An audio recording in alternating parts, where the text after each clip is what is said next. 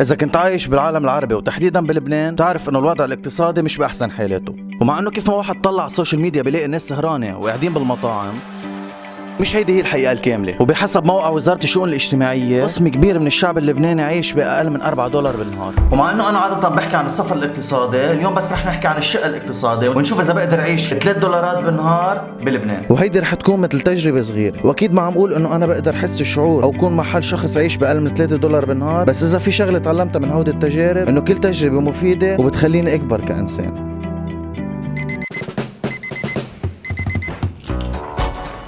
اليوم هو أول نهار من التحدي يلي حيمتد على 5 أيام، فهلا صار وقت الترويقة، وصراحة أرخص شيء عم يجي عبالي هو الكعكة. أرخص شيء اجى عبالي كترويقة.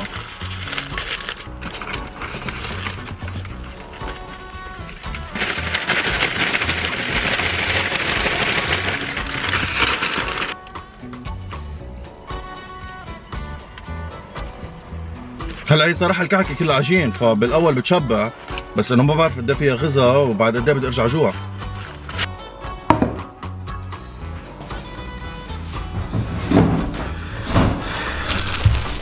صراحة ما طلع معي شيء غير سندويش فلافل يعني، وراحت البادجت كلها يعني. هيدا حقها 3000 والكعكة حقها 1000، يعني صرنا 4000، يعني بعد بقي لي 500 بس. فشو حأعمل؟ حقسمها 2، حآكل قسم هلا وحأترك قسم للعشاء. هلا اكيد كان فيني ضل عايش على الكعكه والفلافل على ال4 ايام الباقيين، بس اكيد مش هيك صار. اوكي، اللي حنعمله اليوم هو حنتعامل مع الاكل بطريقه مختلفه. يعني كيف؟ يعني ما حنشتري اشياء جاهزه، يعني حنروح على السوبر ماركت ونجرب نحن نطبخ شيء ونشوف شو بيطلع معنا.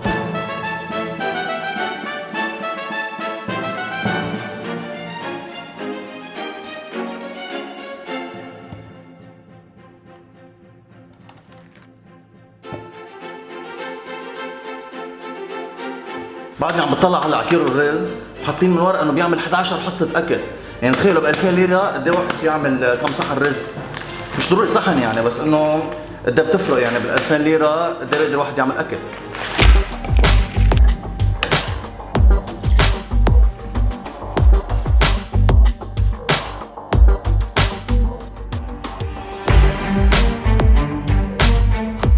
متحمس اكثر من وقت ما كنت عم باكل فلافل. يعني انا عملت كل الرزات كيف ما كان بيعملوا شي 4-5 من هذا.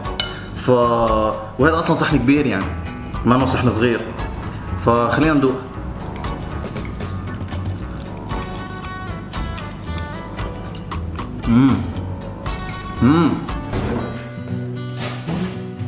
اليوم هو النهار الثالث بالتجربة عم نعملها، ومثل ما انكم شايفين الرز. بس الغريب انه قد ايه بتفرق اذا واحد عم يعمل هو الاكل بالبيت وعم يشتريه من السوبر ماركت واذا عم ياكل برا. فاليوم اكيد حيكون الاكل هو رز وخضره مثل ما اكلت امبارح.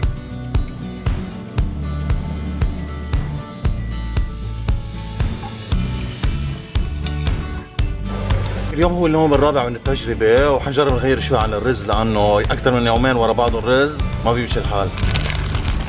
اليوم حنعمل باستا. ليه؟ ما تسألوني.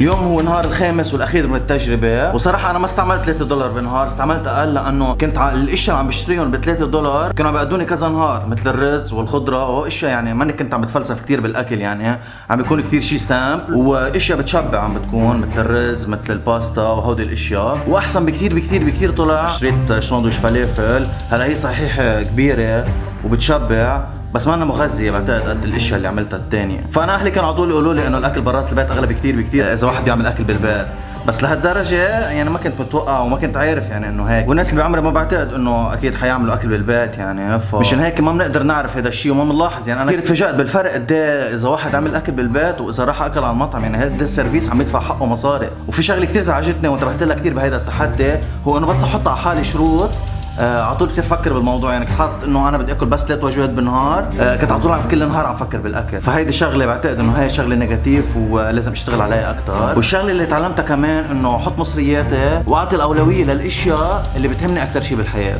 اللي انا بالنسبه لي هي السفر.